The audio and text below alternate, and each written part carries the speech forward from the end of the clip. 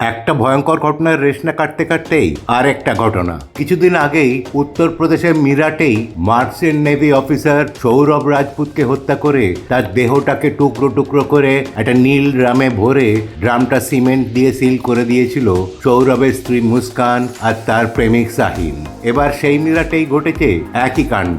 আবার বিবাহ বহির্ভূত সম্পর্কের জেরে প্রেমিকের সঙ্গে মিলে স্বামীকে খুন স্ত্রী, যিনি 3 সন্তানের মা। তারপর সন্দেহ এড়াতে তার দেহের নিচে ছেড়ে দেওয়া হয় একটি বিষধর সাপ, যাতে সবাইকার ধারণা হয় যে মৃত্যু হয়েছে সাপের কামড়ে। না, এটা কোনো গল্প নয়, সিনেমাও নয়, একটা হাড় হিম করে দেওয়া সত্য ঘটনা। মানুষ যে কতটা নিচে নেমে যাচ্ছে এটা তারই একটা প্রমাণ।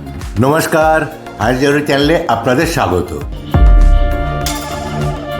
উত্তরপ্রদেশের মিরাট জেলার আকবরপুর সাদাত, এখানেই থাকতেন 25 বছরের অমিত কাশ্যপ ওরফে মিক্কি। একদম সাধারণ পরিবারের ছেলে। 8 বছর আগে তার বিয়ে হয় রবিতার সঙ্গে। তাদের 3টি সন্তানও আছে, 2 ছেলে ও 1টি মেয়ে। সবাই খুবই ছোট, কিন্তু সেই সাধারণ জীবনের মর্মান্তিক পরিণতি যেন সিনেমার থেকেও বেশি নাটকীয়। আর মাঝখান থেকে 3টি শিশু হলো অনাথ।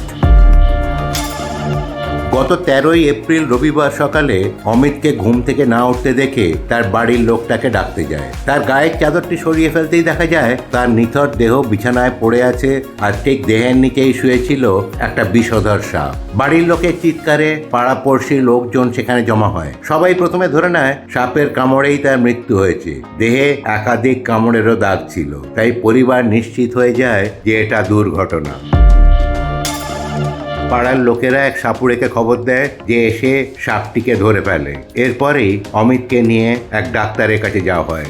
ডাক্তার পরীক্ষা করে বলেন যে অনেক আগেই তার মৃত্যু হয়েছে, কিন্তু কোনো কারণে ডাক্তার বা প্রতিবেশীদের মনে সন্দেহ জাগে। তাই তারা পুলিশে খবর দেয়। পুলিশ এসে অমিতের মৃতদেহটা নিয়ে যায় এবং মৃত্যুর কারণ জানতে পোস্টমর্টমের জন্য দেওয়া হয়। পুলিশ সূত্রে জানা গিয়েছে যে অমিতের শরীরের ময়না তদন্তের রিপোর্ট তাদের হাতে পৌঁছতেই পুরোটা পরিষ্কার হয়ে যায়। কারণ সেই রিপোর্টে উল্লেখ করা ছিল যে অমিতের মৃত্যু হয়েছে শ্বাসরোধ করে, বিষক্রিয়ায় তার মৃত্যু হয়নি। সেই মুহূর্তেই গোটা তদন্তের মোড় ঘুরে যায়।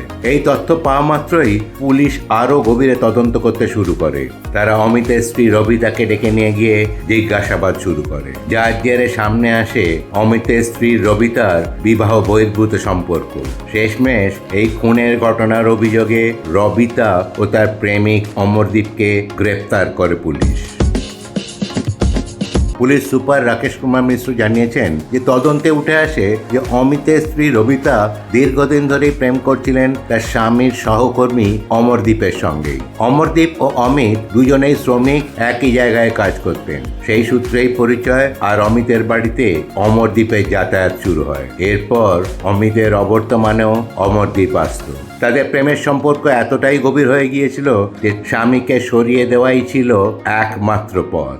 পুলিশ তদন্তে এটাও জানা গেছে অমিত তার স্ত্রীর অবৈধ সম্পর্কের কথা জানতে পেরেছিলেন। এরপর স্বামী স্ত্রীর মধ্যে ঝগড়া শুরু হয়। অমিতের মৃত্যুর ঠিক 3 দিন আগেও স্ত্রীর সঙ্গে তার ঝগড়া মারামারি হয়। এরপরই রবিতা প্রেমিক অমরদীপের সঙ্গে মিলে অমিতকে হত্যা করার পরিকল্পনা করে। পুলিশ জানতে পারে যে অমরদীপ মোহাম্মদপুর শিখেদা গ্রামের এক সাপুড়ের কাছ থেকে 1000 টাকায় কিনেছিল একটি বিষধর সাপ। উদ্দেশ্য একটাই, যে অমিতকে খুন করে দোষ চাপানো ওই সাপের ওপরে। 12ই এপ্রিল শনিবার তারা ঠিক করে যে আজই কাজ শেষ করবে। শনিবার রাতে অমিত ঘুমিয়ে পড়তেই রবিতা অমরদীপকে খবর দেয় এবং অমরদীপ এলে দুজনে মিলে শ্বাসরোধ করে খুন করে অমিতকে। তারপর সেই সাপটি ছেড়ে দিয়ে তার উপর চাপিয়ে দেওয়া হয় অমিতের লাশ।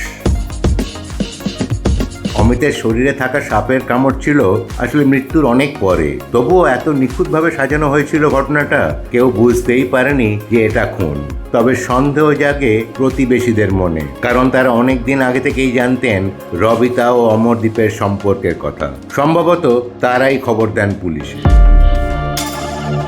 গ্রেপ্তার হওয়ার পর অমরদীপ জানায় যে কিভাবে তারা ইউটিউবে রিসার্চ করে এই খুনের প্ল্যান বানায়। ঠান্ডা মাথায় রীতিমতো স্টাডি করে পরিকল্পনা করেছিল কিভাবে খুন করে সেটাকে দুর্ঘটনা হিসেবে সাজানো যায়। এই ঘটনা শুধু একটা খুনের নয়, এটা মানুষের ভেতরের অপরাধী আর ঠান্ডা মাথার অপরাধের এক জ্বলন্ত প্রমাণ। ভাবুন তো, একজন মানুষ কতটা নির্দয় হলে সে তার জীবন সঙ্গীকে খুন করতে পারে। আর শুধু তাই নয়, তার মৃতদেহের নিচে সাপ ছেড়ে দিয়ে চেষ্টা করে সব দোষ সাপের উপর চাপিয়ে দেওয়ার। এই ঘটনাটা আমাদের শেখায় যে কার মনে কতটা বিষ জমে আছে সেটা বাইরে থেকে বোঝা যায় না। সাপের বিষের থেকেও আরও ভয়ঙ্কর বিষ থাকে মানুষের মনে, কারণ দুনিয়ার সবচেয়ে বিপজ্জনক ও ভয়ঙ্কর প্রাণী হলো মানুষ। এই ভিডিওটা কারোর মনে কষ্ট দেওয়ার জন্য নয় বা কারোকে কোনো টেনশন দেওয়ার জন্য নয়। এর উদ্দেশ্য হলো মানুষকে সচেতন করা, মানুষকে সাবধান করা। ভালো থাকবেন, সুস্থ থাকবেন আর অবশ্যই সাবধানে থাকবেন। ধন্যবাদ। আজ এই পর্যন্তই। পরের ভিডিওতে আবার দেখা হবে। ভালো থাকবেন, সুস্থ থাকবেন। আর যদি এই ভিডিওটা ভালো লেগে থাকে তাহলে প্লিজ লাইক, সাবস্ক্রাইব ও অন্যদের সঙ্গে শেয়ার করবেন। ধন্যবাদ।